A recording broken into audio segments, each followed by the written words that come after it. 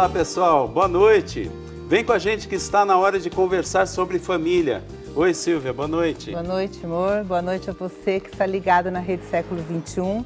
Nós temos recebido algumas mensagens do pessoal de casa e percebemos que tem muita gente sofrendo por causa do fim do casamento. Homens e mulheres que sofrem com a separação, mesmo estando na mesma casa. Mas você sabia que o sacramento do matrimônio possui uma graça muito grande e muitos casais, sem sequer conhecer a sua força, ele contém a força do Espírito Santo para unir e auxiliar o casal em todas as dificuldades e crises no relacionamento. E você pode estar se perguntando agora, mas como é que eu posso restaurar o meu casamento? Fique tranquilo, pois esse é o tema do nosso programa. Como restaurar o seu casamento em crise?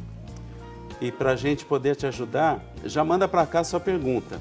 Ligue 19 3871 9620 ou envie uma mensagem no WhatsApp, no nosso WhatsApp 19 99902 0021. E para conversar com a gente, nós recebemos a psicóloga Renata Lagrota Franco. Como vai, Renata? Tudo bom, Silvia? Tudo bom, prazer. uma alegria recebê-la, viu? Alegria minha. Novamente, né? Você já Pois esteve é. aqui com a gente, foi muito bom, bacana. E junto com a gente também o Ayrton Tadeu Barros Munhoz, que também é psicólogo e apesar de ser terapeuta de casais e teoricamente saber algumas receitas para a felicidade no relacionamento a dois, acabou enfrentando uma crise no seu casamento e vai compartilhar sua história de superação. Certo, Ayrton? Boa noite. Oi, boa noite, obrigado pelo convite, fiquei muito feliz, espero poder contribuir com as pessoas que estão ouvindo a gente. E nós também recebemos o Paulo Roberto Vieira, ele é membro do COF. O que é o COF? É o Centro de Orientação Familiar. Boa noite, Paulo, tudo bem? Boa noite a todos. É um prazer estar aqui presente também nessa entrevista que nós vamos falar sobre família, que é o que o COF faz há 51 anos. E eu estou lá há 36 anos trabalhando também com a família. Espero poder contribuir também com vocês. Que bacana, vai ser um bate-papo bem gostoso. Sem dúvida. E para a gente conhecer um pouquinho melhor, Renata, você é casada? Conta um pouquinho. Você é psicóloga? Sou psicóloga, sou casada com outro psicólogo, né? Nos conhecemos numa casa de retiros dos exercícios espirituais, uma casa da Companhia de Jesus. E hoje é dia de Santo Inácio. Hoje é dia de Santo Inácio. sim. Santo Inácio, Então, rogai por nós. Pois é. Amém. Além de ser seu aniversário, né, Carlão? Hoje é dia de Santo Inácio. Que bom. E você, Ayrton? Bom, eu também sou casado, como vocês falaram, né? Já há 27 anos, né? Passei por algumas crises e hoje eu posso ter um processo de empatia bastante forte mesmo quando a gente percebe, assim, quando o casal está em crise, passando por um momento de dificuldade. Então, eu recebi muita ajuda, apoio, conversas, pessoas assim que me auxiliaram. E isso realmente me motivou a puxar minha carreira para aquilo que eu mais gosto de fazer hoje mesmo, que é terapia de casais e de família. Que bacana. Bacana. E o Paulo, você falou um pouquinho que você está no COF, né? Já há alguns anos. Eu estou no COF, que é uma entidade pertencente à Arquidiocese de Campinas, né? Onde nós temos lá todas as paróquias de Campinas, com algum membro presente, fazendo parte dela também. E eu fiz agora, dia 17, 43 anos de casado, né? Graças a Deus, estou muito bem casado. E, nesse tempo todo, a gente vem orientando as famílias no conviver diário com a família, com o esposo e com os filhos também, que é muito importante. Por isso que a gente trabalha aí num trabalho macro com a comunidade de Campinas. Tá.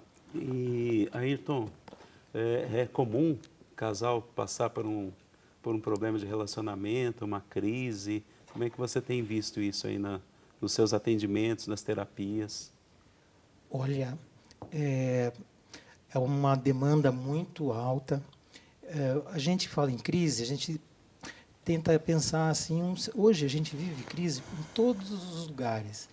Crise econômica, financeira, a gente vê crise ética, moral, um monte de coisa.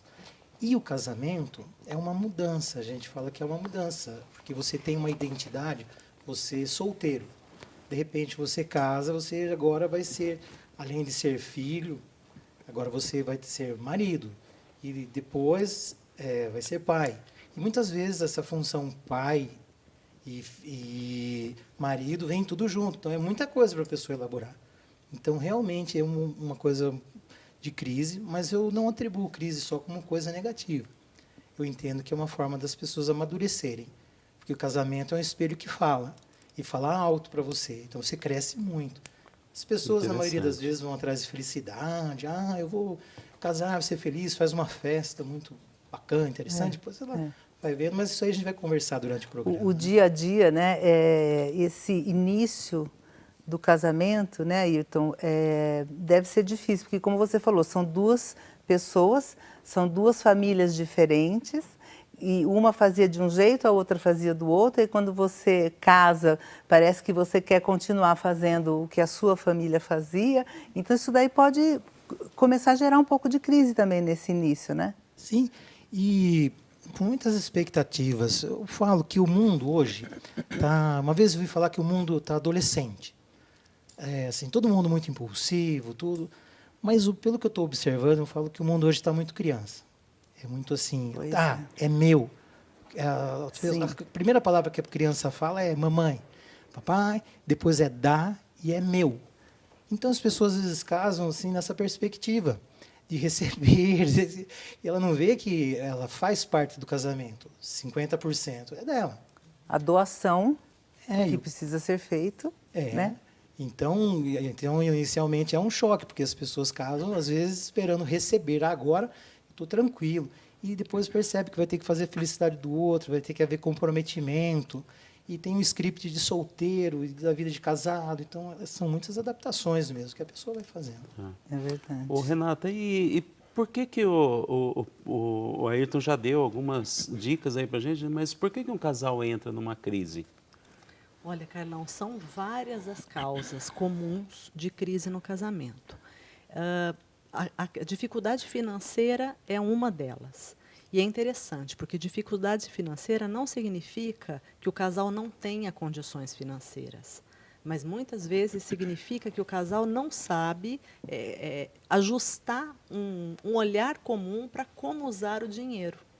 Então, uma família simples, com poucos recursos, pode ser um casal alinhado que sabe como vai empregar o dinheiro e não ter uma crise no casamento por conta de dificuldade financeira, né? Um casal com muito dinheiro, com uma vida econômica confortável, pode viver uma crise no casamento porque o olhar que cada um tem ali para como usar o dinheiro é um olhar diferente. Isso não está alinhado entre os dois, né? Mas também a questão dos filhos, né? Discordância na educação dos filhos, em como o que é importante, o que não é nessa educação. A questão da comunicação também é um problema muito sério, né, Ayrton? Que aparece, a dificuldade do casal de se comunicar. A mulher tem uma forma de se comunicar, o homem tem outra forma. Se isso não acaba entrando né, numa comunhão ali de como passar as informações de forma clara, amorosa, também pode ser uma causa de problema. E daí a questão vai se complicando cada vez mais. Hoje cada dia está pior, né? Porque hoje ninguém conversa mais em casa. É só o WhatsApp, todo mundo com o telefone. Às vezes a pessoa está mais ligada. Vem jantar, né? Manda no WhatsApp. Ela está mais ligada externamente do que com o próprio lado dela, assim, que esteja lá querendo conversar alguma coisa. Então, fica difícil hoje, no dia de hoje, você ter um relacionamento que você possa chegar em casa, abolir todo o lado externo do seu dia e conviver com a família. Então, a crença, ou o mundo está muito voltado para o imediatismo. Então, fica difícil você cuidar da família se você não extrapolar os lados exteriores da sua casa. Esse componente que o Paulo apresenta é algo muito sério mesmo, porque se o casal vai se afastando no dia a dia, às vezes parece que é algo tão insignificante, começa com pequenas coisas, né? Então, uma grande crise é resultado de pequenos desgastes ao longo de muitos anos. A crise não aparece de uma hora para outra, né? Ela é fruto de um resultado de desgastes de muito tempo. Algo que é importante perceber é como que o casal age no dia a dia, na rotina, nas pequenas coisas. É um casal que que está disposto, cada um, né, dos cônjuges, está disposto a renunciar, está disposto a olhar para o outro, os dois têm um olhar voltado para a mesma direção, para o mesmo projeto de vida, né? Como que é o respeito entre os dois? Isso aí na teoria, a gente casado também há 32 anos, mais de 30 anos, né? A gente experiente, na teoria a gente sabe muito bem como que é, né?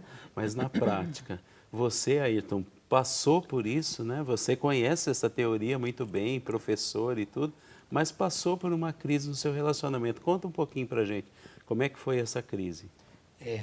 Vou inserir essa crise nisso que eles estão falando, de comunicação. Comunicação, então, nas empresas, é muito trabalhado isso, nos casais, entre as pessoas. Eu acho que o ser humano tem algumas crenças. Então, fala assim, a gente tem um amor muito forte, é muito legal. Então, a pessoa vai adivinhar tudo que está aqui dentro, no meu pensamento. Como se a testa fosse um outdoor. Mas não é. Então, tem essa crença. Mas tinha que fazer tal coisa, meu marido não fez. Mas e aí, se falou, se expressou? Não. E outra coisa... Aí começa aquela gritaria, aquela conversa alta, que daí a comunicação realmente faliu ali, né? Então, qual é o sentimento verdadeiro que a gente tem que comunicar? Então, a mulher, às vezes, está esperando uma ajuda do marido. Daí não teve, ela fica triste. Mas a gente tem dois botõezinhos assim, dentro da gente. Assim, um que é da raiva e outro que é da tristeza. Adivinhe qual que é o que a gente aciona em primeiro lugar. A gente aciona, lógico, da raiva. Então, começa aquela gritaria. E daí você o marido não do outro lado... percebe que eu estou querendo? Não, ele não percebe, né? Você tem que falar. Não, e daí você vai ver o lado do marido, o marido fala, minha mulher é uma louca. Sempre quer achar um veio ruim, puxou minha sogra, não sei o quê, complica tudo. Aí ele não vê que ela está gritando, porque ela quer a ajuda dele, que ela está triste com ele, que ela tem sentimentos ali. Só que a gente não é muito preparado para falar sobre os sentimentos verdadeiros. E hoje o mundo está muito assim, eu tenho razão, eu julgo, então a comunicação, que comunicação é essa? Julgar é muito fácil. Tem o Jung, ele fala que é mais fácil julgar do que pensar, do que você entender as coisas. Então, eu vou julgar, o outro é errado, pronto, eu resolvi, aqui já está tudo resolvido, o outro que é o problema. E para entender, então é aquele processo. E daí aí a pessoa chega reclamando do casamento, e o casamento é uma droga. Mas qual que é a sua participação no casamento? Então, você tem 50%, é você que faz o seu casamento. Então, o que você faz para o seu casamento? Para melhorar essa comunicação. Então, que nem eu falei, assim, eu resolvi ser terapeuta de casais quando eu sentei com... eu não lembro o nome deles, mas a gente estava numa crise, e a minha esposa falou, vamos conversar lá com... O cara trabalhava no banco, um cara super bacana, e a esposa dele é advogada. A gente foi lá. Eu falei, ele vai querer me influenciar, vai querer influenciar a gente. Ele foi tão justo, ele foi tão sincero, foi tão verdadeiro, que aquilo causou uma marca em mim. Falei, puxa, como é bacana alguém ouvir de verdade o que cada um tem para dizer. Porque o casal fica muito nessa, quem tem mais razão, quem tem menos razão. Aí cada um tem uma história, como você falou no início, cada um é homem, é mulher, uma família diferente de outra. Mas quando há uma sinceridade nos sentimentos, e eu como terapeuta de casais, como se eu fizesse oração, para falar, eu não vou poder puxar brasa para a sardinha desse nem para aquele. A gente tem que chegar aqui à verdade do casal, porque senão não adianta, senão fica um sistema de opressão e aquela comunicação que não é uma comunicação verdadeira, que não é uma comunicação legal, mas a gente tem que então chegar aos sentimentos. E hoje não é fácil a gente chegar aos próprios sentimentos. Então, se eu entendi, então vocês estavam numa crise com problemas de comunicação se manifestando e tudo, essa dificuldade. E aí, então, de quem partiu a ideia de ir consultar esse casal? E essa foi sua esposa aqui? Olha, parece brincadeira, mas eu tive dois afastamentos e uma separação judicial. Puxa, então, chegou a separar mesmo. Sim, porque, embora a gente tenha casado não tão novo, mas a gente casou imaturo nessa questão de falar sobre os sentimentos, ocupar o espaço da responsabilidade, da troca, haver trocas mesmo, trocas efetivas. E então partiu da Sônia. Vamos lá, era um conhecido dela. Estou passando umas fotos de Quem vocês tá ali. nos acompanhando está vendo algumas fotos de vocês. Olha, era magrinho, né? Acontece. Todo mundo era magrinho. Isso também era no casamento, né? Certo. Então, a gente partiu dela, então é bom, tem que ter essa iniciativa.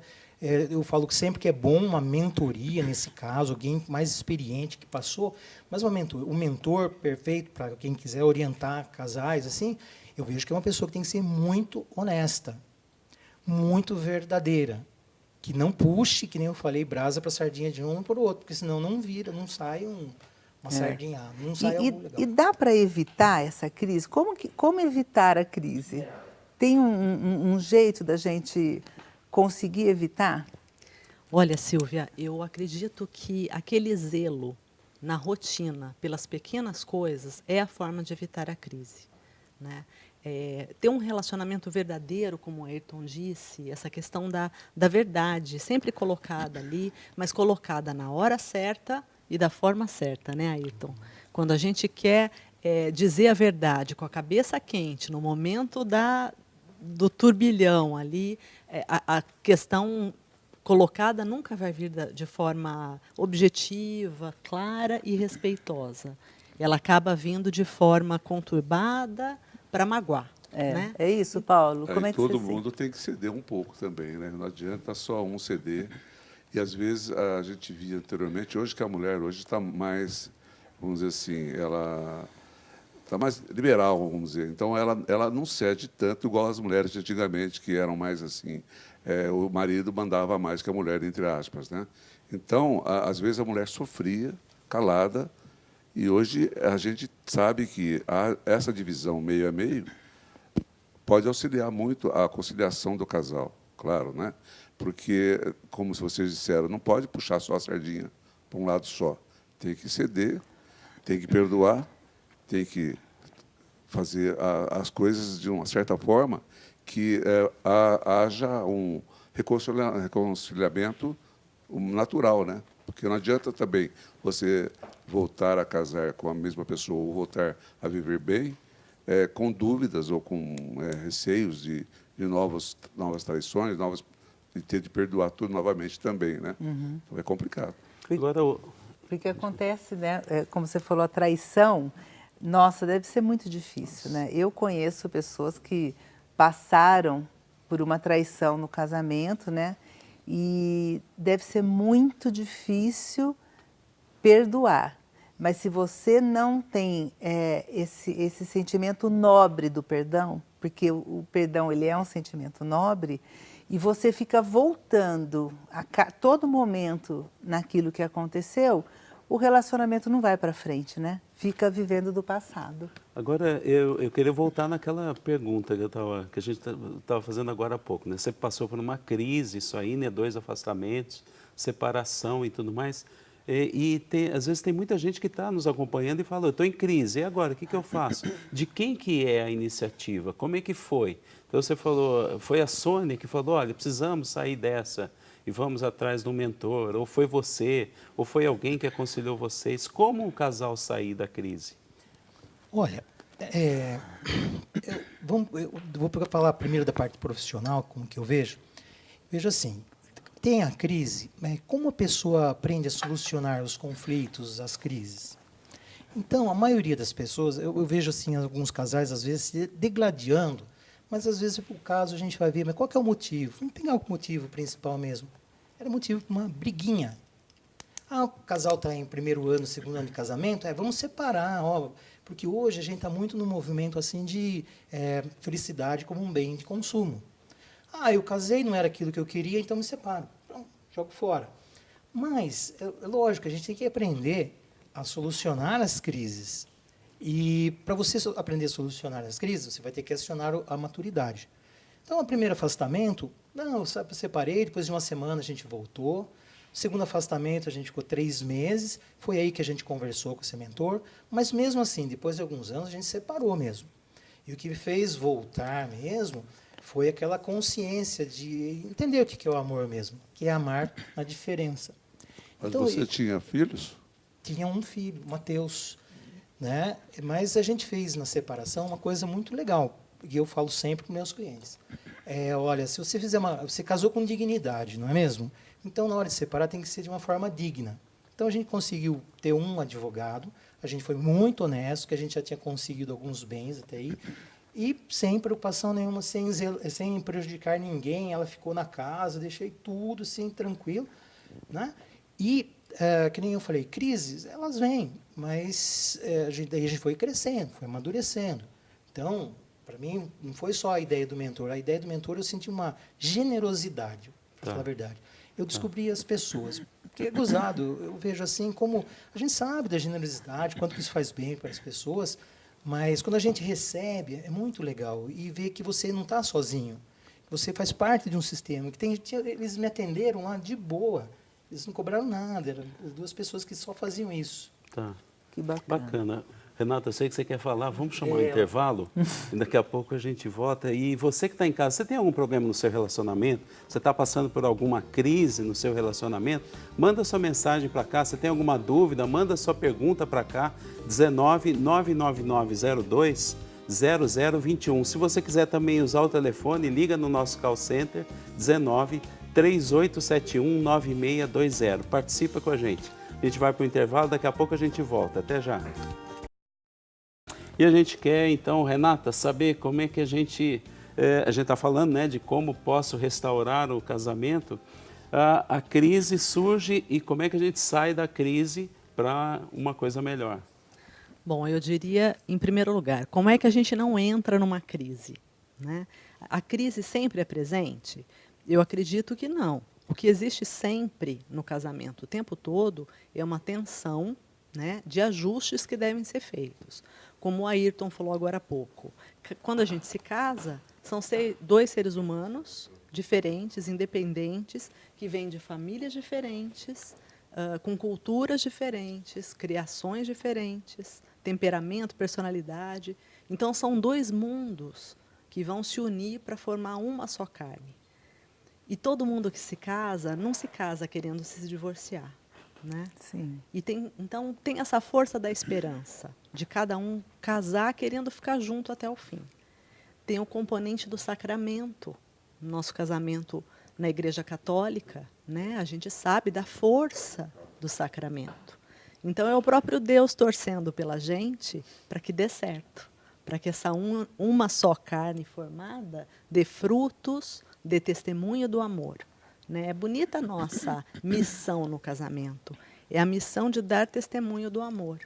Né? Jesus disse, nisso conhecereis que são meus discípulos. Né? Vede como se amam. Então, essa é a nossa missão no casamento. Como não entrar numa crise? Eu acredito que é nesse zelo, na rotina, das pequenas coisas, no escondimento, naquilo que não se vê.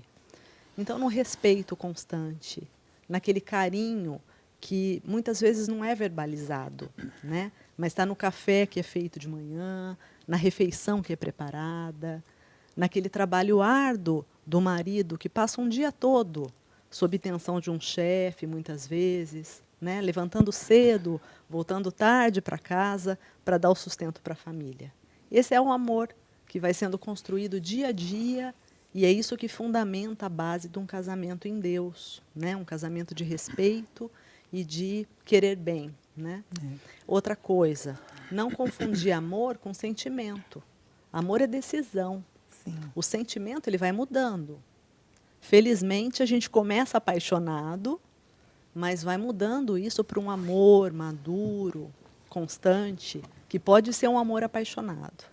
Porque a palavra de Deus, inclusive, em a primeira carta aos Coríntios, no capítulo 13, ela diz que o amor, ele não busca os seus próprios interesses.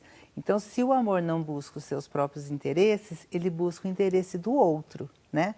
Então, esse é o verdadeiro amor. E é difícil a gente conseguir perceber isso, né? Até que ponto eu sou egoísta e quero ser amado. E até a gente estava falando aqui que o amor de Deus foi derramado em nossos corações pelo Espírito Santo que nos foi dado. Então, com esse amor, eu consigo amar o meu esposo. Né? O meu amor por ele é egoísta. Né? O meu amor por ele quer que ele faça as minhas vontades. Então, quando eu percebo isso, né, que o amor de Deus é derramado e com esse amor eu vou amá-lo, aí o casamento... ele caminha de uma forma muito melhor, não é verdade? Não é isso? Renata, é o que você estava falando, né? A graça do sacramento, né? Que existe. A graça do casamento, né? Um casamento cristão é uma casa construída sobre a rocha. O Evangelho não diz isso? Sim. Vem um vento de um lado, de outro, né? Existe a passagem mostra que tinha intempéries de todos os lados, dos dois lados, de cima e de baixo. Mas o alicerce estava firme sobre a rocha. Então, primeiro acreditar que é um sacramento. Ali Deus está. Sim. Então tem a força da igreja, a força de Deus torcendo para que essa casa continue firme. Do lado dos dois, né? Porque os dois são filhos de Deus, né? Então ele está Exatamente, torcendo pelos claro. dois. E depois, essa própria esperança que já vem de cada um de nós quando a gente se casa, porque a gente quer que dê certo. Né? Eu acho que recuperar esse desejo de estar juntos, né? Recuperar esse sentido do quanto que é bonito um casamento, dando testemunho de um amor, né, no mundo, eu acho que é o primeiro passo. E bom, Deus está torcendo por nós, Deus está torcendo pela sua família. A gente tem um depoimento de uma pessoa que não quis se identificar. Acompanha com a gente. Olha, já tem 8 anos que nós somos casados e eu sinto que hoje ele não me dá mais atenção. Eu já cheguei a pintar o meu cabelo de vermelho e ele nem tchum. E não vem me falar que eles não reparam nessas coisas, porque eu sei que reparam. E nas outras mulheres, né? Isso me deixa muito magoada. E aí, gente, é que a gente viu agora uma crise, né? Um relacionamento em crise. E aí, Ayrton? Olha, eu queria complementar o que ela estava falando, muito bem lembrado, né? Como sacramento, e eu queria fazer um raciocínio aqui com vocês.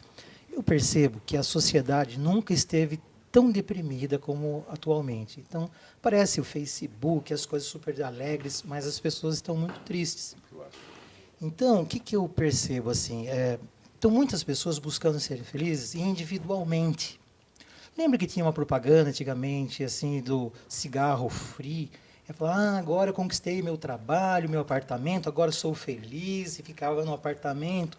Então, passava uma noção que é o contrário dessa questão de comunhão. Então, eu sozinho, então eu vou conseguir ser feliz. Então, as pessoas estão buscando sair da depressão de forma individual. Mas eu lembro muito, quando vocês me convidaram para vir aqui, eu fiquei pensando, preciso lembrar o pessoal que, assim, de umas passagens assim, que falam assim, que Deus está, sempre que houver duas pessoas, Deus está aqui entre nós. Quando termina a missa, todo mundo fala, Deus esteja convosco, Ele está no meio de nós. Então, essa força, essa forma de ser feliz, vem da troca. É em nós que a gente se sente feliz. Quando eu me separei, eu estava lá, agora estou livre, estou com uma grana, estou com dinheiro, estou com liberdade, minha esposa também, meu filho, tudo. Mas aí baixou uma infelicidade. Daí eu falei, puxa, mas não era o casamento que me deixava infeliz, era a minha vida. Você estava infeliz e não estava conseguindo perceber. E eu me achei muito forte, sabe por quê? Porque eu estava em nós, era eu e a minha esposa. Então eu não percebia que a força vinha do nós. E hoje eu vejo um monte de gente tentando ser feliz. Vou ser feliz, vou ser para o casamento, né? Aborrecendo. Tá essa questão que eu falei do casamento, assim, é bem de consumo, a felicidade, eu vou, pego, compro, vou mudar de casamento, quem sabe no segundo, como se fosse um produto, e não percebe que é em nós. Então, quando você está falando da questão da comunhão, que Deus está, quando existe duas pessoas, que Deus está entre nós. Então, é só junto que a gente é feliz. O ser humano foi feito de uma forma incompleta. Uma vez eu vi um trabalho sobre neuropsicologia, falando que o que nos faz despertar é a ideia de outro ser humano. Bacana. Então, o ser humano é um ser social, não é aquela coisa que a gente aprendeu no quarta série primária, o ser humano é um ser social, ele vive em grupo. Não, é que faz a gente ser gente, humaniza a gente. É uma dimensão nossa mesmo, da nossa existência. Né? E que dá muita força. Nem você me perguntou, foi força da Sônia, foi força... Eu lembro que essa última separação mais séria, ela rezava muito. Então eu falei, nossa, acho que ela oração... Ela é uma mulher de oração. Isso acho que foi muito importante. E é gozado, que influenciou até meu filho, porque o meu filho, antes de vir para cá, também ele falou, pai, meu trabalho está dando muito certo, mas eu oro todo dia, porque é que nem está lá, o pão nosso de cada dia. Então a gente tem que orar todo dia. Tem que orar sempre, todo dia, sempre estar pedindo para que a coisa aconteça. E assim também é o relacionamento, que vocês perguntaram, como fazer para resolver crise. bom, a prevenção, como ela bem falou, a Renata falou muito claramente, e fazer as coisas, é dia a dia. E eu sou 50% do relacionamento. Só que as pessoas têm uma postura muito de espera. Cara, quero que me gratifique. Seja... Tá. Esse componente da renúncia que o Ayrton colocou, eu acho que o Paulo deve ter um monte de caso para então. contar para a gente. É isso eu que eu ia queria falar. perguntar. O Paulo deve receber muito casal assim lá Então, no COF, né? Lá no COF a gente não salva o casamento. A gente resolve as crises de uma forma assim, vamos dizer, mais em grupo. Então, eu vou explicar como que funciona o COF. Várias pessoas que hoje frequentam o COF não eram de nenhuma igreja, não participavam de nada. Não menosprezando ninguém, claro, né? Mas depois que começou a participar do COF, com os encontros de casais... É um encontro, jovens, o COF ele faz um encontro de casais. E a partir dali você começa a conhecer... Isso, começa a conhecer as pessoas. Há formado cada encontro 10 círculos, mais ou menos, com 12 pessoas por aí. E nesses círculos de reflexão surge aquela terapia, praticamente terapia de grupo, né? Que é onde são assim vistos os problemas de cada um. Muitas pessoas, às vezes, ali, com o tempo do grupo, do círculo, começa assim a confiar mais nas pessoas que estão ali do que na própria família. Porque eu tenho círculo de 28 anos de convivência. Viram irmãos mesmo, né? Então, assim, aí o que acontece? A gente tem sempre um coordenador. Esse coordenador vê que um casal está em dificuldade.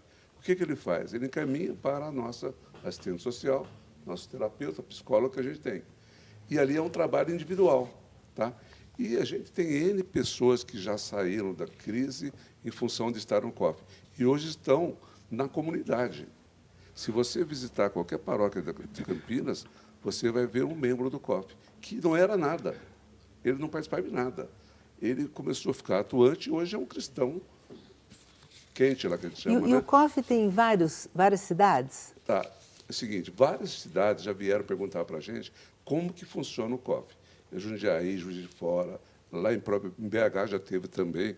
E como que é? O COF não é só da Igreja Católica. Ele pertence à Arquidiocese de Campinas, mas ele atende todo mundo no trabalho social. Uma orientação familiar mais social. ampla. Tanto é que nós, para você ter uma ideia, nós temos o Bom Prato. O Bom Prato é gerido pelo COF. O que acontece? Ali também a gente começa a conhecer famílias, pessoas que vão todo dia e pessoas que estão com problema também. Aí é caminhado para o COF.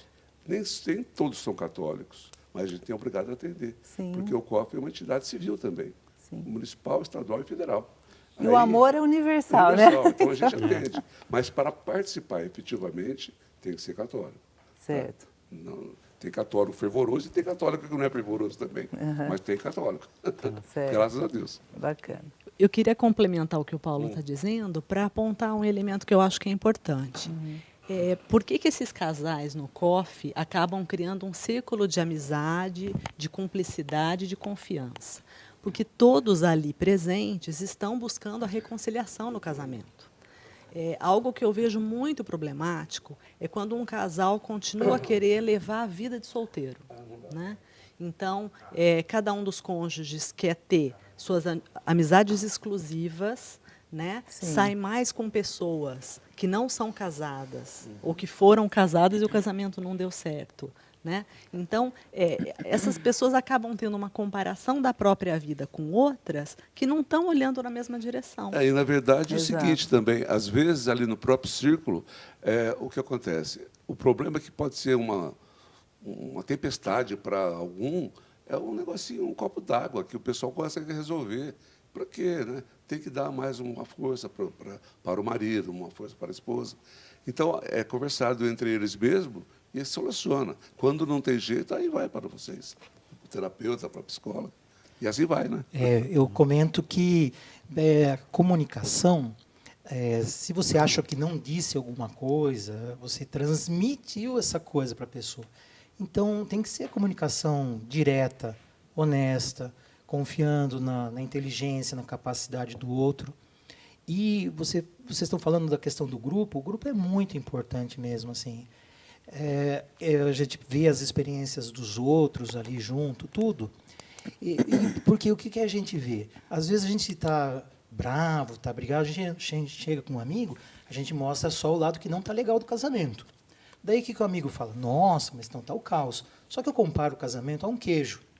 Então a pessoa, quando ela quer se separar, ela elenca 10 defeitos da pessoa e vai lá e fala, propaga para todo mundo em volta, e todo mundo fala.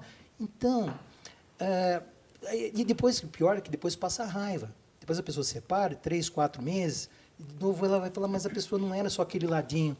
Daí volta o casamento e fica todo mundo naquela coisa. Mas vocês voltaram de novo, separaram. Então, muito cuidado com quem você vai falar, como você vai falar. E você que escuta, tem que ter muito zelo. Tá. Mas e qual é a sua participação nisso, para o seu casamento estar assim? Por que sua esposa está que nem uma louca lá? Gritando, falando. Será? Então, uma pessoa imparcial, uma pessoa que não é só, mas um amigo de verdade, ele deveria falar a verdade. Se você vai procurar um amigo de verdade, tem que ser aquele que fala, olha, você está sendo criança, às vezes está sendo imaturo. Então, a verdade é que as pessoas elas acabam, às vezes, influenciando os amigos para dizerem aquilo, e a pessoa acaba até... Em cima disso que você está falando, Ayrton, a gente tem mais um depoimento. Vamos acompanhar. Pô, eu sou o homem da casa e a gente fica meio chateado porque minha esposa ganha mais do que eu e parece que ela tem prazer de falar isso na frente de todo mundo, né? Parece que ela está sempre jogando na cara, né? Sempre, né? Eu estou em segundo plano, sempre o trabalho dela tá em primeiro lugar, sabe? Sempre, né? Então a gente fica meio chateado assim dessa reação dela, assim. Então tá aí, o Ayrton estava falando agora há pouco, né, daquele amigo que vai e fala para o outro amigo só os problemas que tem no casamento, expõe as fraquezas, expõe os defeitos do cônjuge, né? Parecido com esse aí, né? Esse aí estava bravo porque a mulher fazia questão de mostrar para todo mundo que ela ganhava mais que ele, né? Olha, tem um negócio que a gente fala assim, que parece estranho a gente falar, mas das relações de poder. Então, os casais, até na internet a gente vê as fases do casamento e tem alguma verdade nessas coisas, mesmo sendo assim de internet. A gente fala que tem uma primeira fase do enamoramento, somos iguais, pensamos tudo inconforme. Depois tem uma segunda fase que é de diferenciamento. Ele não é bem assim. Depois de 7 meses, mais ou menos, começa a ocorrer uma diferenciação aí. E daí começa uma parte dos conflitos. E cada um vai ter uma história de vida. Tem gente que prioriza a questão financeira, tem gente que prioriza estar com as outras pessoas. Agora, será que Deus deu a vida da gente para a gente morrer com 1 milhão guardado, poupança? Será que a vida da gente se resume a isso? Mas cada um tem um apego, uma afinidade, tem um tipo fez uma escolha profissional, e aí vai haver uma relação de poder. Tem uma fase que tem muita briga, poder, quem que manda? Mas assim, é como se fosse o time da defesa contra o ataque, como se não fosse um time só. É um cabo de guerra, né? Cada um puxando para um lado e querendo ter mais poder e mostrar mais poder. E vira daí profundos inimigos, a gente chama de inimigos íntimos.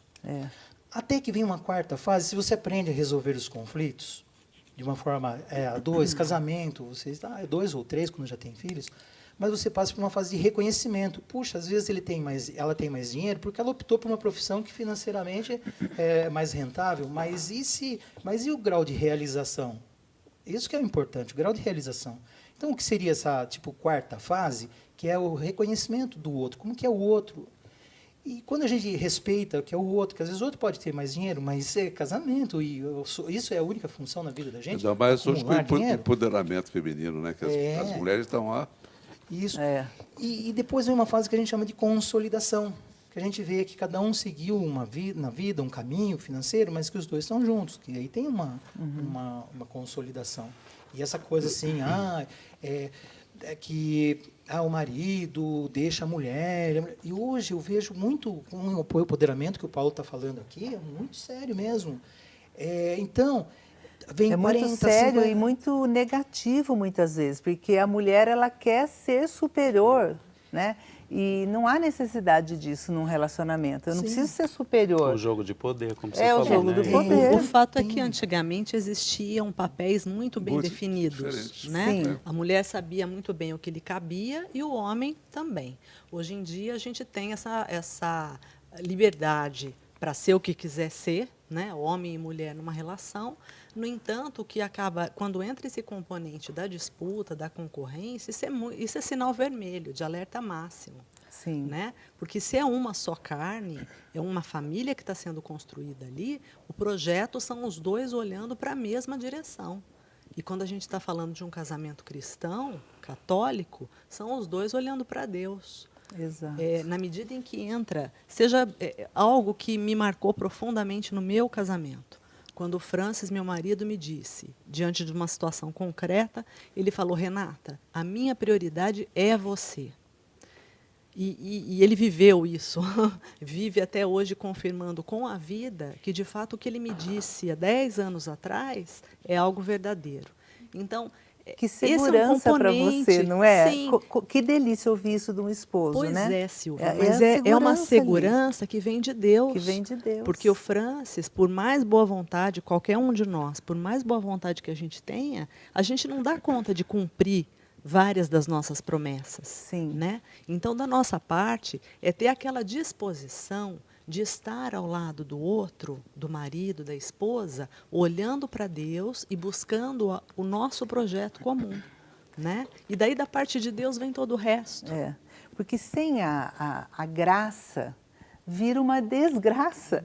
Né? Um casamento que não tem a graça de Deus, as pessoas que querem viver sem Deus e querem ser felizes sem Deus, eu vou dizer, meu amigo, é complicado. Você pode até tentar ser feliz nesse mundo, mas o teu coração lá no íntimo, você sabe que você não é feliz. E a gente tem uma alma, né? Você não é só um corpo, a gente tem uma alma. E essa alma é que Deus trata.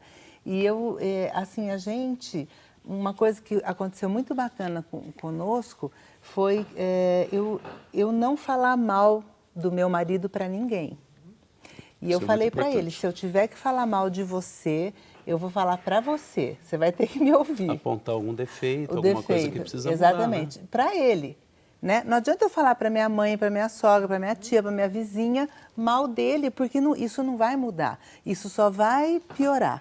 Então, você ter a coragem, né, de falar para ele o que ele precisa mudar e de ouvir dele o que eu preciso mudar, o que está fazendo mal para o nosso casamento. Então, quando você tem essa coragem, e principalmente, né, nós aprendemos na equipe de Nossa Senhora, você coloca Jesus no meio da sua conversa, Jesus senta aqui conosco e nós precisamos conversar e pede a graça, a gente consegue ser verdadeiro, né, amor? É isso mesmo, né? É o diálogo, né? Você tem um diálogo junto Exato. com Deus.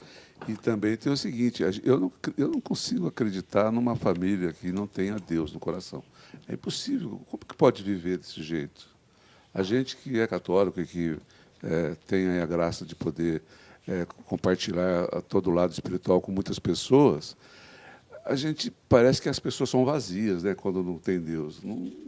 Eu não consigo entender. Sim, é verdade, é bem isso. E você que está nos acompanhando, na sua casa, como é que é?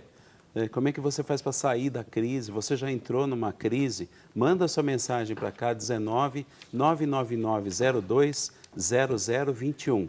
E a gente tem uma mensagem aqui que está chegando, uma pessoa que não quis se identificar, e ela está sofrendo com um problema, uma influência de terceiros aí no casamento. O meu esposo não consegue largar o cordão umbilical com os pais e a irmã solteira de 47 anos. Ele só quer estar junto com eles. Não consegue falar não consegue falar não por nada para eles. Nos finais de semana só quer ir para a casa dos pais. Marcamos uma viagem para novembro com um casal de compadres. Ele foi e convidou a irmã solteira para ir junto conosco e ficarmos todos no mesmo quarto, sendo que ela nem tem intimidade com o outro casal, nosso amigo. Detalhe, ele convidou ela sem falar comigo e pedi a minha opinião antes e o que eu achava. Fiquei muito chateada e acabamos discutindo. Então tá aí, muito obrigado pela sua mensagem e eu peço agora, você está nas nossas orações, que Deus te abençoe. Mas isso acontece também, né? A gente está falando de um e outro, mas de repente aparece influência de terceiros também, né? Exato, tem alguns pontos para ajustar aí, né? Primeiro é essa construção de unidade, de modo que todas as decisões sejam tomadas pelos dois, ou seja tomada por um com total anuência do outro. E isso vale principalmente em relação aos filhos, né? Tá sempre ali numa unidade, numa harmonia nas decisões a tomar. E segundo, é a interferência de terceiros, que é uma das causas que mais superam no ranking de crises no casamento. Interferência de terceiro é algo muito problemático, porque se a gente está falando em deixar pai e mãe formar uma só carne, pressupõe essa independência, né? De se alinhar um com o outro, de fazer como você disse, né, Silvia, de, no momento já refletido, com tranquilidade, de forma objetiva, poder expressar para o cônjuge aquilo que não está indo bem, aquilo que causa desconforto, que causa mágoa, tristeza. Levar isso para alguém da família, para amigo, para parente, para mãe, para irmão, não é algo bom. Porque essas pessoas, por mais que elas amem, elas não estão numa posição de imparcialidade. Né? Essas pessoas não têm a neutralidade necessária e suficiente para ajudar no aconselhamento dos dois. Tá certo. Eu queria entrar num ponto aí do casamento, que às vezes o casamento começa a entrar numa crise e um dos cônjuges resolve fazer silêncio. Não adianta mais falar isso com ele, eu não vou mais perder meu tempo, né? E a pessoa silencia e vai guardando, guardando. Esse silêncio, Renata, é um silêncio bom ou é um silêncio ruim? Olha, Silvia, o silêncio em si é bom, não é? Existe um silêncio que só é possível na relação porque existe uma cumplicidade tão grande que a palavra não é mais necessária. Né? Não é necessário mais verbalizar tudo. Então, já é fruto daquela cumplicidade, daquela aliança que é feita entre os dois. O silêncio que você está dizendo, me parece que é mais aquela indiferença de cada um levar a sua vida, né? Como se um já tivesse desistido do outro, de tal forma que o diálogo já não cabe mais. Então, cada um resolve ter uma vida independente. Infelizmente, isso é comum. Existem muitos casais que vivem debaixo do mesmo teto e só isso existe em comum, porque cada um leva uma vida totalmente independente. E por que isso será? Porque cansou? Porque cansou e talvez se mantenha ali por conveniência, né? Por medo da opinião na sociedade, medo da opinião da família. Nossa, deve ser horrível. É horrível, porque assim. o mais gostoso do casamento Sim. é poder fazer do nosso lar aquele espaço onde existe harmonia. Sabe aquela casa onde você tem vontade de voltar? Porque o mundo aí, ele é tão desgastante, é cruel. Né? A gente passa o dia todo fora, estudando, trabalhando, sofrendo tanto tipo de dificuldade, de conflito para enfrentar. Então, se não tiver uma casa harmoniosa, onde se possa ser quem cada um é. Tirar os sapatos, ficar de pé no chão, à vontade, não é? Ô Paulo, e você lá no COF, lá, você chega um casal para você e fala assim, olha, nós estamos com dificuldade na nossa comunicação, seja por esse silêncio ou não conseguindo conversar, que conselho você dá para esse casal aí? Não, veja bem, além da reunião de círculos que a gente tem, os nossos terapeutas e psicólogos também orientam da seguinte forma. Quando a gente vê que um casal está desse jeito, é porque talvez já esgotou todas as outras maneiras. Já teve briga, já teve... o relacionamento já está bem complicado. Então, quando um se submete a ficar em silêncio, é porque a situação já está crítica mesmo, está preto o negócio. Lá no COF, o que acontece? Nas reflexões bíblicas que a gente tem, várias passagens mostram sobre isso daí também. Então, o que acontece? A gente pega, no dia a dia de cada um, tem pessoas nossas que chamam, tem uma equipe missionária que vai visitar os casais na casa e vê o que está acontecendo mais de perto, troca uma ideia com ele. Às vezes, a pessoa está passando uma dificuldade do relacionamento ali, de não estar falando um com o outro, mas também envolve outras coisas também. Às vezes a pessoa está sem dinheiro, tá? Então começa uma crise que pode ocasionar aí um desfecho muito prejudicial, uma separação e coisa e tal. Então a gente procura fazer um acompanhamento mais de perto, para ver o que a gente pode estar resolvendo. Tá? É difícil, mas quando chega nessa parte aí de estar em silêncio, é porque nem todos quiseram ceder mais, né? ficaram em silêncio para não haver mais brigas, às vezes também. Tá. Como Bom, você Ayrton, e disse. tem gente que vai tem esse aspecto do silêncio, mas tem gente que vai para o outro extremo também, que é gritaria, gritaria. e briga, e ironias. Esse é um outro extremo também que deve ser evitado. Essa questão, assim, eu acho que é a questão de comunicação. Em terapia de casal, a gente sabe que as coisas não são tão complexas assim quando a gente vai fazer uma terapia de casal. Às vezes as pessoas acham assim, o negócio é por causa da família. Não, está nisso. É comunicação, é humor, é troca, é cuidado. Essa coisa é bem mais simples. Quando se tem um silêncio, eu particularmente fico muito preocupado. Por quê? Porque o sentimento é uma coisa que tem que ser expressa. Se não expressa, o corpo vai expressar de alguma forma. Às vezes com uma somatização, doenças, depressão. E às vezes o casal chega assim para a terapia como se tivesse aquela cratera que abriu na terra, assim, que separou e que dá a impressão que não vai conseguir juntar mais. E tanto esse silêncio, não o silêncio que a Renata lembrou, esse silêncio da comunhão, esse da sinergia, 1 mais 1 é mais que 12, então a gente está junto, a gente vai conseguir superar. Não, esse outro silêncio, que é um silêncio de resistência, e é difícil, porque quando vai passando o tempo, às vezes a questão de orgulho, guardar as mágoas, então a pessoa aí se fecha mesmo. Então a gente vê, puxa, se um bateu, o outro vai lá, esse que bateu se arrepende, fica molinho. Daí o outro fica com dó, daí esse outro amolece. Daí esse que estava aqui vai lá e bate no outro. Então a gente vê que é a questão que eu falo sempre aqui, do poder, a questão da vaidade. De não ficar por baixo, eu não vou ficar por baixo, eu não vou. Porque acho que o que mais ama é o mais humilde, né? É aquele que vai tentar se reconciliar de novo, é aquele que esfria a cabeça e volta, né? E Renata, é difícil às vezes também a pessoa reconhecer que errou, né? Justamente nesse orgulho, quer dizer, ele fala, ele que errou, ele que vem pedir desculpa e eu não saio do meu pedestal. Silvia, eu acho que o primeiro grande erro é achar que a gente casa para ser feliz. Isso. A gente casa para fazer o outro feliz. E é difícil Quando o entender pensamento isso, é né? assim, pois é, porque o casamento, como a gente já disse no começo, o Ayrton falou tão bem, são 2 mundos que se fundem, né? Então, o pressuposto básico é da renúncia, é de estar aberto ao outro, é de estar com um olhar voltado para ver como é que eu posso fazer com que o outro se santifique, né? Como é que eu posso ajudá-lo a ser uma pessoa melhor?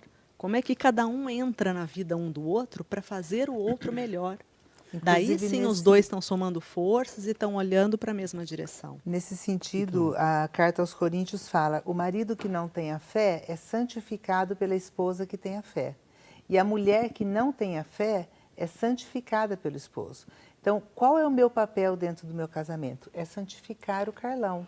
Não é difícil. Esse homem aqui é uma bênção.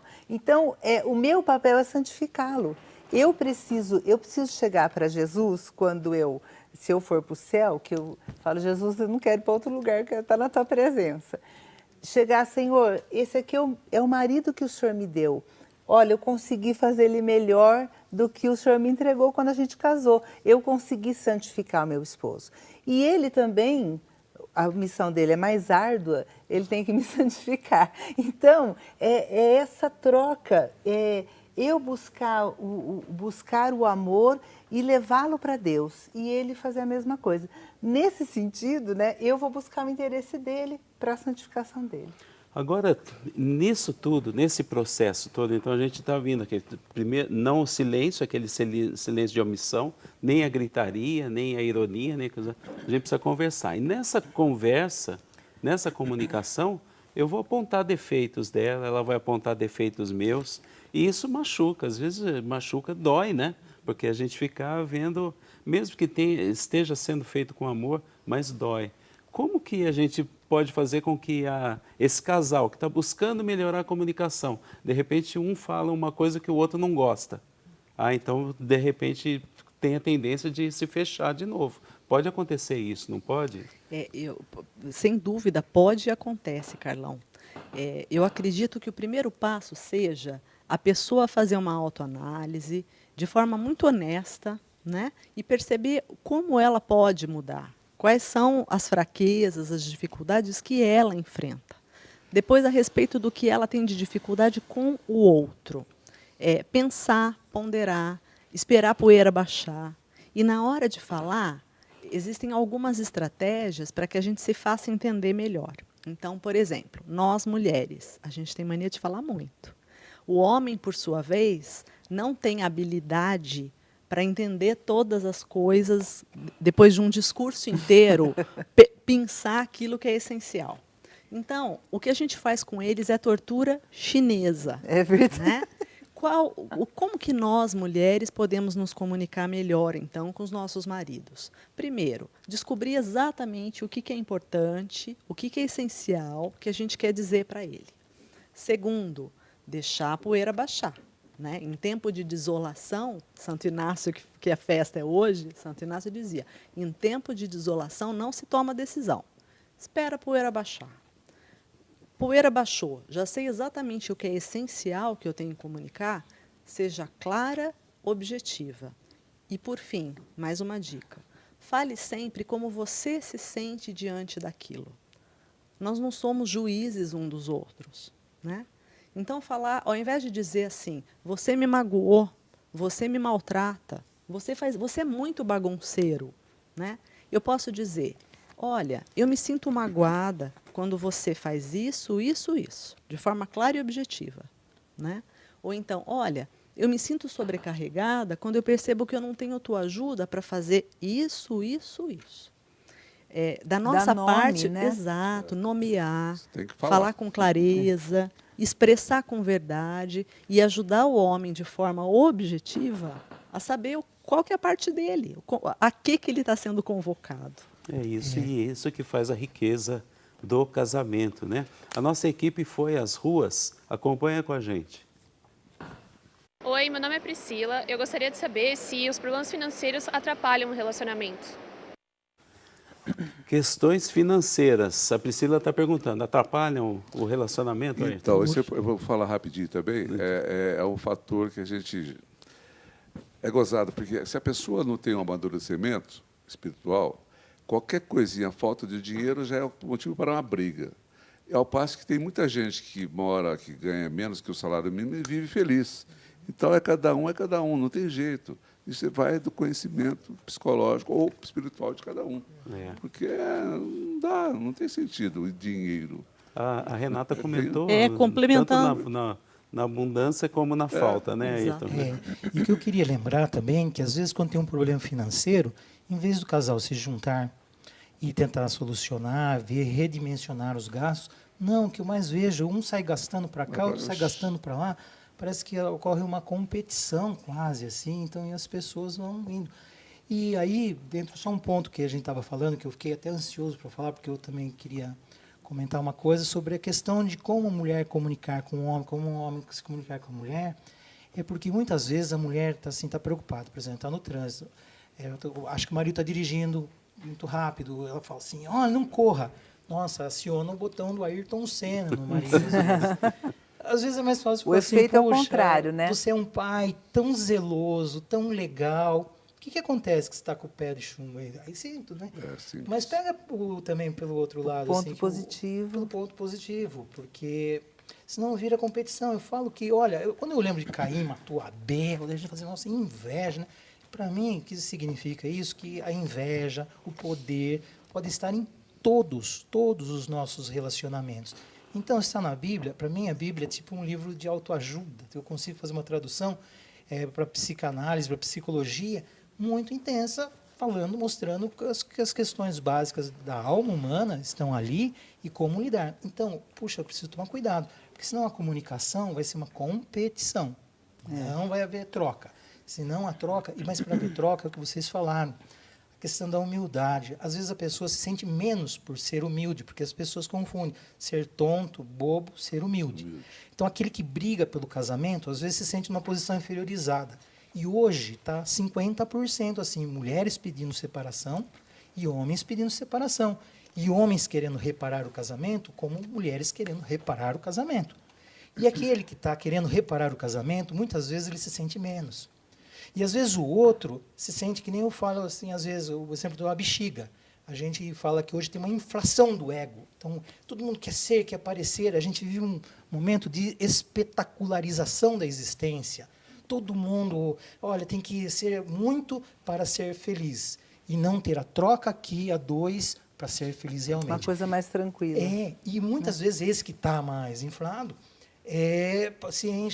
parece que está no poder, porque está controlando a separação. E o outro, às vezes, eu até estava comentando com um cliente muito inteligente que eu atendi esses dias, assim, ele falou, mas a questão parece uma bexiga, grande, empavonado, porque eu estou no poder, quero sair. E o outro, às vezes, é mais fortalecido, porque ele está brigando, e brigando muito pela relação. Certo. Então, esse, às vezes, é forte, mas esse, coitado, está, às vezes, se sentindo fragilizado. E o mais forte é o que mais perdoa e o que mais ama, né? A gente vai para um intervalo e eu gostaria assim, de pedir para você participar aqui conosco. Liga aqui no nosso call center, 3791 3871 9620, o nosso DDD 19. Liga aqui para a gente, né? Passa a sua mensagem, manda também um WhatsApp para nós. A gente vai para um intervalo breve, daqui a pouquinho a gente volta, tem muita coisa boa para a gente falar ainda. Até já.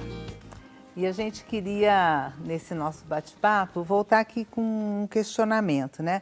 Quando a pessoa está namorando, ela faz de tudo para conquistar, né? E benzinho para cá, lembra de dar flor e dar o que a pessoa gosta e aquele chamego todo. E depois que casa, muitas vezes esquece disso, né? Porque a gente precisa continuar namorando. É muito importante o casal prestar atenção nisso, né? Às vezes vem os filhos e o casal esquece um do outro por causa dos filhos, e isso daí não deve acontecer. Então eu queria falar com você, Renata, o que acontece? Que as pessoas parecem que quando estão namorando são de um jeito e quando casam mudam completamente. Então, a fase da conquista exige esse sair de si, né? Quando a gente casa e cai na rotina, a vida não é fácil, né? A vida que cada um leva com trabalho, com estudo, com todos os conflitos que tem que administrar ao longo do dia, a casa. Tem que lavar roupa. Exatamente. Tem gente que fala, nossa, eu achava que a roupa já vinha lavada e passada, e de repente você tem que fazer isso. Só casando para descobrir, né? Tudo que existe numa casa para ser gerido, né? Mas, enfim, são muitas atribuições e muitas coisas para lidar. Querer exigir que o casal tenha aquele componente, aquele relacionamento de namoro, é ilusão, né? É conto de fada. Agora, fazer com que essa rotina, com todo esse esforço, com todas as dificuldades, as agruras do nosso dia a dia, também tenha dentro esse componente do carinho, do afeto, né? É tão pouco que precisa. Né? E aí, como foi seu dia? Tudo bem no trabalho? Querer se interessar pelo outro, né? E reconhecer as pequenas coisas. Mais do que achar que a gente tem que viver de declaração de amor, esperar sempre que o outro elogie. Mulheres, homem não presta atenção no cabelo, na roupa e na cor da unha. E não presta. Pois é, a gente imagina só, né? Depois de um dia inteiro de trabalho, o homem tem que chegar em casa e falar, nossa, que cor magnífica de esmalte. É ilusão, exigir muito. Pois é, exigir algo que o homem não tem. Geralmente, né? Vai que tem algum homem que repare e vai pensar que é fora da curva, né? É fora da curva, né? Mas pois mas em regra não é assim que a coisa funciona. Assim. Não, e a mulher se sente magoada porque, nossa, eu tirei a sobrancelha, ele nem viu. Gente, coitado do marido, né? Então, ter a simpatia, perceber que o homem é diferente, né? Graças a Deus, imagina se fosse igual, eu casaria com uma mulher. Então, por isso que essa diferença que nos desinstala, né? A diferença me faz sair de mim mesmo. Pois é. Né? Agora, se o carinho não vem nesse elogio que a mulher esperou, ela pode reconhecer o carinho que veio no sustento da casa, naquele homem que está voltando para casa depois de um dia inteiro de trabalho e vai se sentar à mesa para um jantar, né? Na cumplicidade de irem os dois juntos para a cama no mesmo horário. Nem que o outro tenha que ficar com um livro, enquanto o outro já pegou no sono. São essas pequenas coisas que entram como aquele cortejo, aquele cortejamento, aquele bem-querer do namoro. Certo. Hoje as coisas mudaram. Você viu que a pessoa chega em casa e vai mostrar uma mensagem no telefone e fica só olhando o telefone, ninguém conversa mais. Aquilo que eu disse no começo. Precisa tomar São muito pequenas cuidado. coisas, né? Pequenas coisas. pequenas E coisas. como é que faz, Ayrton, para... a Renata estava falando agora há pouco, né? Que não dá para a gente ter aquele ritmo de vida, aquela rotina de vida que a gente tinha no namoro. Mas, ao mesmo tempo, essas dificuldades não podem se tornar um empecilho e levando até o fim do casamento, né? Então... Eu penso também em um outro ponto, sabe, Carlão? É assim, será que o casal construiu algum projeto junto? Então, a questão da comunicação. Porque se tem um projeto em comum, o problema é que hoje os projetos são, é do marido, ele quer fazer tal coisa, e a mulher quer fazer tal outra coisa. Mas qual é o projeto comum? Então, quando tem um projeto comum, daí, por mais que tenha essa dificuldade do dia a dia, a gente está batalhando. Mas sabe que eu observo uma coisa, que muitos casais, quando tem uma batalha, também se envolve demais nessa batalha, a construção de uma casa, por exemplo. Depois que constrói a casa, 6 meses depois não tem essa batalha e acabam separando. Até uma coisa meio estranha, que daí ficam só 2 homens-máquina, fica todo mundo trabalhando. Mas tem o Adler, que é um psicanalista americano, ele fala assim ele fala do goal directing, que é você ter você pode estar num estado de depressão, tristeza, porque você não tem um objetivo onde você quer chegar. E no casal, se o objetivo é só de um, aí cada um vai caminhando para um lado. Então, o difícil é ver o que nos serve, o que é importante realmente. Qual que é? Eu sempre pergunto para os casais que eu atendo, primeiro, o que você viu na pessoa que te fez querer casar com tal pessoa? E se tivesse uma palavra que é que nem como se fosse um brasão, que a gente fosse colocar no brasão da sua família, qual seria essa palavra que iria estar ali? Então, para sentir isso que a Renata falou, achei muito legal, que é a questão que a gente chama da sinergia de 2, né? Ela descreveu aqui uma coisa que eu achei muito bonito, Renata, a questão de como você e seu marido se relacionam, essa proposta toda. Isso aí é sinergia. Para quem não lembra, sinergia é um conceito da física, que assim, um elemento mais o outro resulta um terceiro mais forte. Tipo assim, 1 mais 1 é mais que 2. Tá, isso que é sinergia. Isso é sinergia. E isso é coisa de casal, e isso a gente pode pensar, que é uma coisa que daí pode pensar em questão, que nem ela falou, de Deus, essa coisa que vem uma coisa de superação. Então, eu estou cansado de perceber assim, a divina providência de Deus, a presença nos relacionamentos, no amor, na troca, quando estou junto, que me dá energia. Eu vim de Sorocaba hoje aqui, assim, numa energia, numa alegria, por causa dessa troca, a troca que a gente está tendo também com o público, passar as nossas ideias. Então, o ser humano é troca. É isso que nos dá força. E muito facinho está desviando por bobagens, por coisas pequenas, como eu disse. Existem brigas médias e brigas muito sérias, que nem falaram de traição. Muito embora traição, eu atendo muita gente que passou por essa situação, mas que o casamento se fortaleceu muito após isso.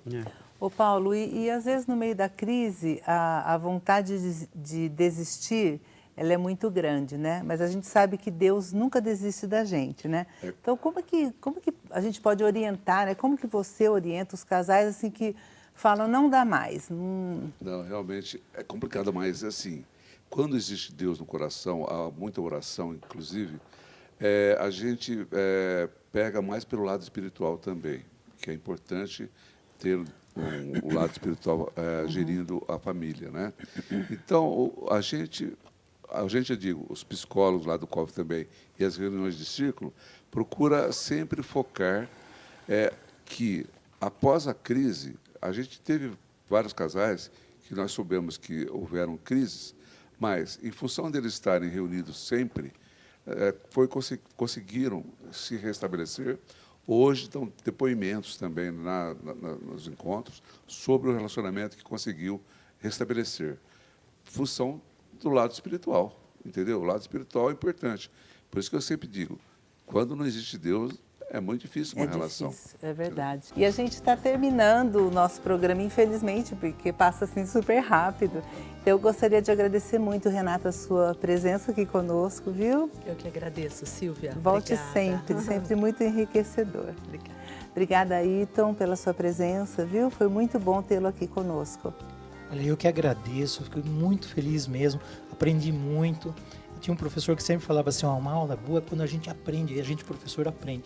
Aprendi muito com vocês, muito obrigado. Eu agradeço novamente. Que alegria. Paulo, muito obrigada da sua participação conosco, viu? Legal. Obrigado a vocês também por trazer mais uma vez o COF aqui, na presença do telespectadores do Brasil inteiro, né? Onde a gente pode mostrar que vários voluntários podem fazer muita coisa, tá bom? Muito obrigado, muito obrigado a você, a Ivoni, Edivalde, a Marliette, tantas outras participações. A semana que vem a gente espera você aqui também. A gente vai falar sobre os temperamentos, aceitação e amor. Obrigado, amor. Obrigado, Senhor. Amor. Obrigado a toda a equipe. Que Deus nos abençoe, que Deus abençoe você na sua casa. Tchau, Amém. Até lá.